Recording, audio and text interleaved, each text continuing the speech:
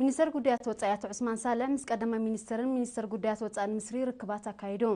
ምስ ቀዳማይ ሚኒስተር ኢብራሂም መሐለብ ኣብ ዝገበሮ ርክብ ሚኒስተር ዑስማን ሰላምታን ሰናይ ምንዮትን ፕሬዝደንት ኢሳያስ አፈወርቂ ናብ ፕሬዝደንት ዓብዱልፈታሕ አልሲሲ ድሕር ምብጻሕ ኣብ ምድንፋዕ ዝምድናን ሽርክነታዊ ምትሕጋዝ ኤርትራን ምስርን ዘተኮረ ዘተ አካይዶም بزيكازي ሚኒስተር ዑስማን ሳልሕ ምስ መዘኑ ሳምሕ ሽኩሪ ተራኺቡ ኣብ ተመሳሳሊ ጉዳያት ከም ዘተ ካብ ኤምባሲ ኤርትራ ምስሪ ዝበጽሐና ሓበሬታ ኣመልኪቱም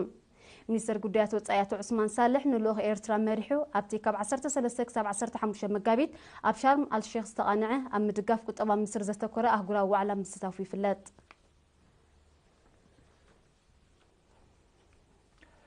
ቤት ትምህርት ዋርሳይ ካሎ ተወዳደርትን ኣብነታውያንን ተምሃሮን ንምልማል ኣብ ተሰላስሎ መደባት ተወፋይነት መምህራንን ዓለይትን ከምኡውን ዕዙዝ ተራ ማእከል ስልጠና ሃገራዊ ኣገልግሎት ካብ ሓያል ጎድንታት ምዃኖም ንጥፈታት ዓመተ ትምህርቲ 2014-15 ንምግምጋም ኣብ ዝተኻየደ ርክብ ተገሊጹ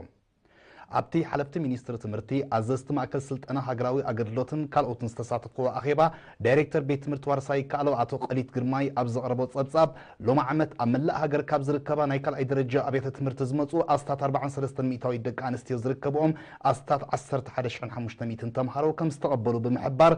ውጽኢትን ብቕዓትን ተምሃሮ ከም ንምባል ውድ ስራሕ ከም ዝተዓመ ኣብሪሁ بزيكازي ابتحتتا بيت ትምህርቲ ዝጥርነፉ ኣሃዱታት አካዳሚያዊ ጉዳያት መምሕዳር ሱፐርቪዥን ጉዳያት ተምሃሮ ክፍሊ ፖለቲካዊ ትምህርትን ካልኦትን ናይ ዘሰላሰልኦ ጽማቕ ኣቕሪበንን ክትዕ ተኻይዱሉን ኣብ ሚኒስትሪ ትምህርቲ ዋና ዳይሬክተር ክፍሊ ምርምርን ምምዕባል ዓቕሚ ሰብን አቶ ጴጥሮስ ሃይለማርያም ብወገኑ ጽላት ትምህርቲ ብሓፈሻ ንምምዕባሉ ዝግበር ጻዕሪ ድማ ብፍላይ ገዚፍ ወፍሪ ዝሓትት ከም ዝኾነ መንግስቲ ድማ ናይ ቀዳምነታቱ ቀዳምነት ሂቡ ይሰርሓሉ ከም ዘሎ ብምጥቃስ ኣብ ቤት ትምህርቲ ዋርሳይ ካሎ ዝምዝገብ ዘሎ ምዕባለ ናይ ዝውጽኢት ከም ዝኾነ ኣነጺሩ እዚ ከምዚ ኢልን ኮላ 12151 ተምሃሮ ዝሳተፉን 14 ዓይነታት ትምህርቲ ዘጠቓልልን ሃገራዊ መልቀቕ ፈተና ካልኣይ ደረጃ ካብ 16 ክሳብ 22 መጋቢት ኣብ ቤት ትምህርቲ ዋርሳይ ካሎ ሳዋ ቴክኒካዊ ኣብያተ ትምህርቲ ሕርሻን ንግድን ከምኡውን ኣብያተ ትምህርቲ ኤርትራዊ ማሕበረ ኮማት ሪያድን ጅዳን ንግስነት ስዑድ ዓረብ ይወሃባሎም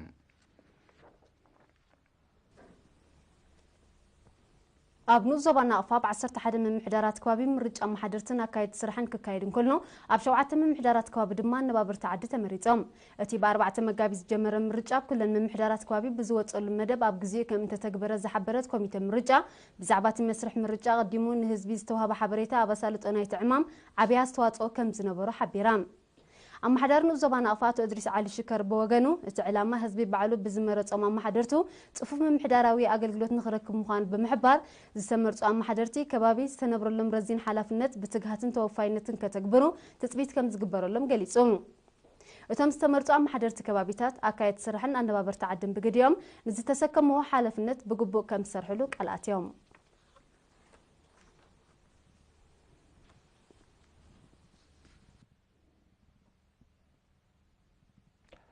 ኣብ ማእከል ፌስቱላ ሞከስ ሆስፒታል ዝባዶ ሕክምና ወረዲእትና ተገብረለን ናይ ማእለማ ጎርፎ ስልጠና ዝቀሰማ 18 ተሐከምቲ ብ14 መጋቢት ተመሪቐን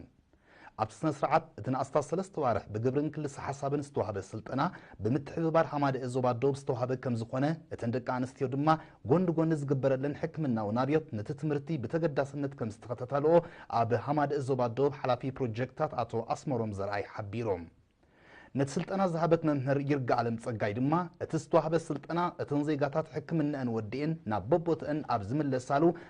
ነብሰን ዝኽእላሉ ሞያ ንኽህልውን ዝዓለመ ምዃኑ ጠቒሳ ሓውየን ምስተፋነዋ ዝቐሰምኦ ሞያ ኣብ መነባብሮን ሓጋዝ ክኸውን ዘለዋ እምነት ገሊጻ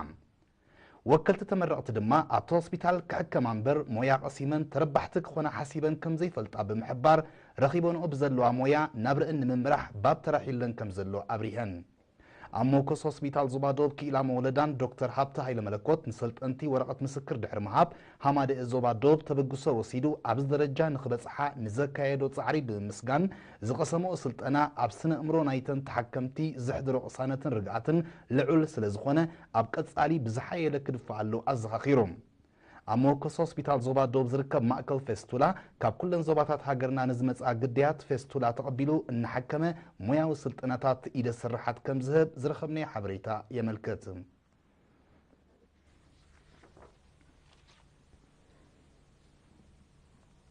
أبالات زباو جمبار نديمقراطية فتح النص جنفر بولنيا مسارع ودابيتاتهم بمحيال نتفتاتهم من مدنفع كم سرح بعصر تحمش مجابي تابزك أنعوا أخيبا الرجاجيتهم حلاف زباون كمان قديات بإيطاليا تجرمي هابت ميكائيل لعل نقحت مسرت حياة ودابي كم سخنة زد ما قال زبيرترا زمسكرو حق خم سخنة بمتقاس هاجرن مهنات محبرة وفتحن من قاسن بزعباز السلاسل زول مدباتن قسقاسون باب النز تسنية سفيح مجلس كم زغربة كابت بوتاز بصحنا حبريتا عمل كيتون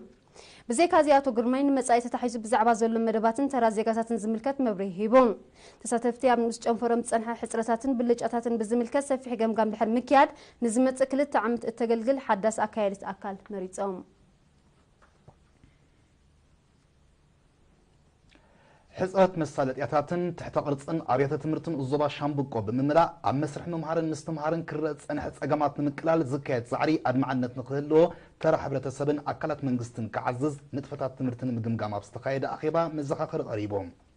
رأس ممهران اب زقربو صبصبات اب قل ابيات تمرت زلو واحد صدقاتات مصحفتن كلمه مسالتياتن كمون بقبو زي تصففه تحت قرص ابيات تمرتي نمسرح ممهارن مستمهارن بعلو تاي صلو كم زلو بمحبار قنت نمقلالو بمنغست السلاسل زلو مدبات حبرتسب واننت تسميعو اجامو كبركت كالوت اكلات منغست دما ترئن كصاواتات تحساسيبهم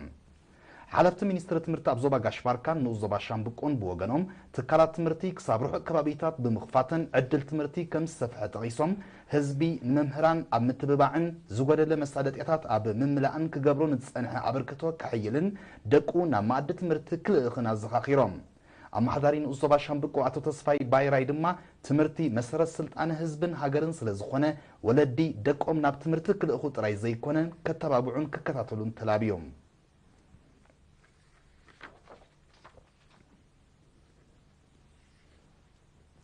أب كتم عسباب حق زتكورا استمرون تمهرون مأكلاي درجة بيت مرت حمد إدريس عواته توهبون نتي استمر الذهبوا عزاز مدبر بوليس كتم عسب كابتن ستيفانوس كبدن حلافي مكل خال جبن كوبرال قد هايلن أبذهبوا مجلتي جبناتن بدلاتن تسعيات سلام معلن كم زخون بملكات تمهرون استجنزيبهم أم مكاتم بنقحات كواسو كم زقبا أبراهام